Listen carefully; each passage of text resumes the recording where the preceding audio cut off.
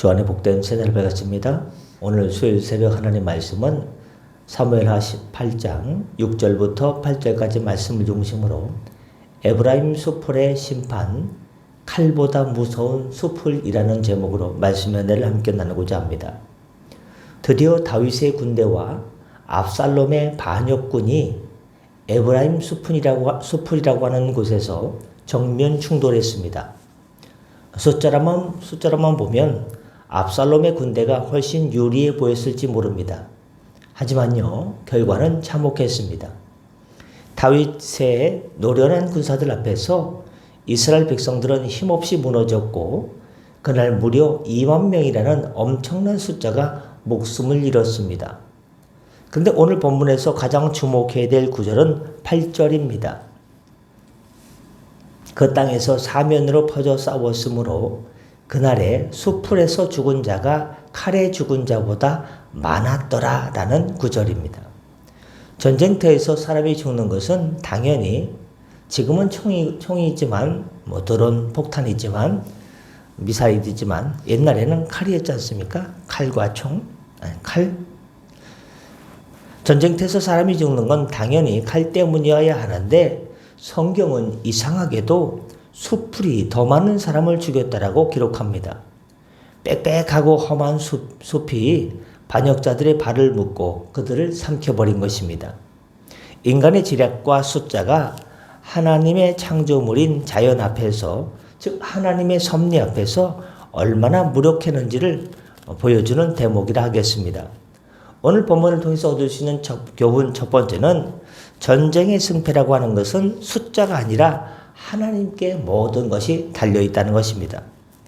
압살롬은 온 이스라엘의 지지를 등에 업고 대군을 몰고 왔습니다. 세상적인 계산으로는 압살롬이 당연히 이겨야 하는 게임입니다. 하지만 하나님께서 다윗과 함께 하시니 2만 명의 대군도 마치 추풍낙엽처럼 쓰러져 갔다는 것입니다. 그런 측면에서 우리가 두려워해야 될 것은 내 주머니의 잔고나 부족한 스펙이 아니라 지금 내가 하나님 편에 서 있는가를 돌다리 두드려 보듯이 바로 확인해 보는 것입니다. 지금 나는 하나님 편에 서 있는가? 기독교 고전 존 번연의 철로 역정에 주인공 크리스천이 사망의 음침한 골짜기를 지날 때 수많은 귀신과 위협이 가득했지만 그는 보이지 않는 하나님의 손길을 의지해서 하나님의 능력으로 무사히 통과하게 됩니다. 여러분, 세상의 위협적인 숫자는 사실 허상에 불과합니다. 하나님 한 분이 함께 하시면 그분이 곧 다수가 되십니다. 두 번째 교훈은 하나님이 돌아서시면 자연도 대적이 됩니다. 반역군들을 죽인 것은 칼보다 수풀이었다고 합니다. 하나님께서 허락하지 않으시면 우리가 발을 딛고 서 있는 이 땅도 숨쉬는 공기도 우리를 돕지 않습니다.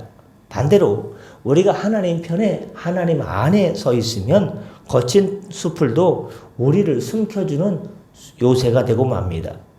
모든 환경의 주인이 하나님이심을 인정할 때 우리는 환경에 휘둘리지 않는 신앙인이 됩니다.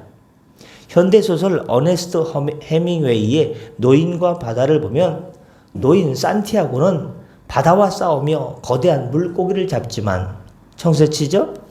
결국 자연의 섭리 상어떼 앞에 뼈만 남긴 채 항구로 돌아오게 됩니다. 인간이 제 아무리 잘나서 자연을 정복하려 해도 그 근원이신 창조주의 섭리를 거스르면 결국 빈손으로 남게 된다는 진리를 여실히 보여주고 있습니다. 오늘 본문을 통해 얻을 수 있는 세 번째 교훈은 교만의 길은 반드시 막다른 골목을 만나게 된다는 것입니다. 압살롬의 군대가 왜 수풀에서 그렇게 많이 죽었을까요? 2만 명이나? 서둘러 승리를 쟁취하려는 조급함과 교만이 그들을 험지로 몰아넣었기 때문입니다. 악인의 통로는 처음에는 넓어 보이지만 갈수록 좁아져서 결국 수풀에 갇히게 됩니다. 정직하고 바른 길, 좁은 문으로 가는 삶은 당장은 느려 보여도 결코 수풀에 걸려 넘어지지 않는 것입니다. 피터 뷰르겔의 바벨탑이라는 그림이 있습니다. 하늘에 닿으려 했던 인간의 교만을 상징하는 바벨탑은 화려하고 웅장해 보이지만 결국 미완성으로 남은 채 무너져 내립니다. 압살롬이 쌓아 올린 반역의 탑도 에브라임 숲풀이라는 하나님의 심판대 앞에서 이처럼 허망하게 무너지고 말았던 것입니다. 말씀하시고자 합니다. 주님께서 사랑하는 성도 여러분, 오늘 에브라임 숲풀은 우리에게 말합니다. 하나님을 대적하는 자에게는 온 세상이 적이 되어버리고 하나님을 사랑하는 자에게는 온 세상이 친구가 된다. 칼의 숫자를 세지 마십시오. 세상 물질의 숫자를 세지 마십시오. 단지 내 마음이 지금 하나님 편에 서 있는가? 하나님만 의지하고 있는가?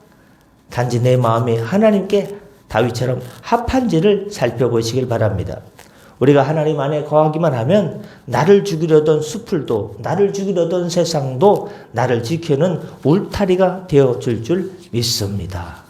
기도하겠습니다. 하나님 아버지, 세상의 숫자와 힘에 겁먹지 않는 믿음을 주시옵소서. 내 깨와 교만이 나를 가두는 숲풀이 되지 않게 하시고 오직 주님의 인도하심을 따라 바른 길을 걷게 하여 주옵소서.